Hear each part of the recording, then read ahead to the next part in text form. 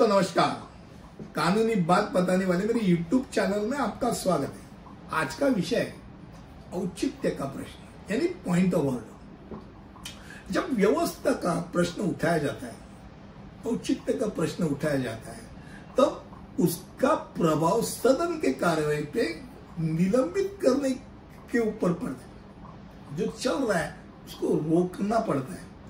औचित्य का प्रश्न उठाए जाने पर जो सदस्य उस समय बोल रहा है उसे वो छोड़ देना पड़ता है, रुकना पड़ता है, अपनी सीट पे बैठना पड़ता है और उस प्रश्न के ऊपर जो पॉइंट ऑफ ऑर्डर रेज किया उसके ऊपर पहला निर्णय हो सकता है। सभागृह के सामने जो सभाध्यक्ष है उसको निर्णय लेना पड़ता है कि भाई ये पॉइंट ऑफ ऑर्डर पे रूलिंग क्या देवी।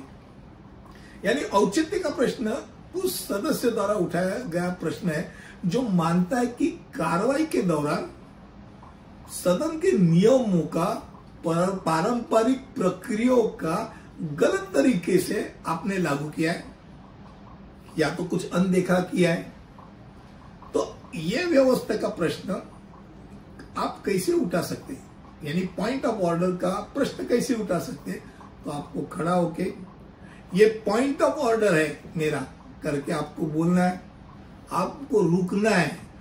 अध्यक्ष द्वारा आपको पूछा जाएगा, क्योंकि जो बोल रहा है उसको रोकवा के आपको पूछा जाएगा कि आपका पॉइंट ऑफ ऑर्डर क्या है।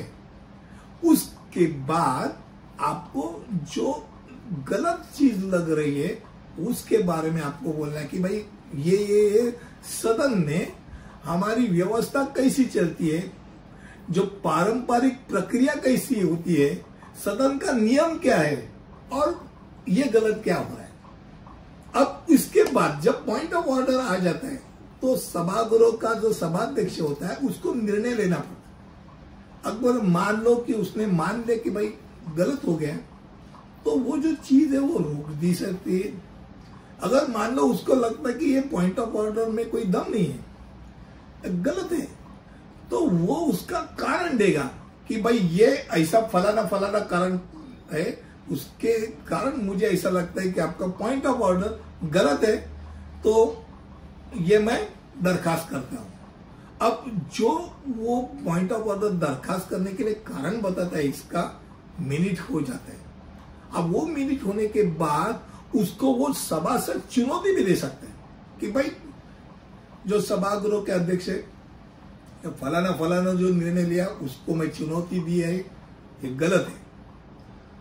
अभी फिलहाल कुछ महाराष्ट्र में ऐसी चीज हुई कि जो विधानसभा में पास भी नहीं हुआ, गवर्नर ने अप्रूव भी नहीं किया, फिर भी जीआर करके निकालने की कोशिश की, उसके लिए ऑब्जेक्शन ले लिया।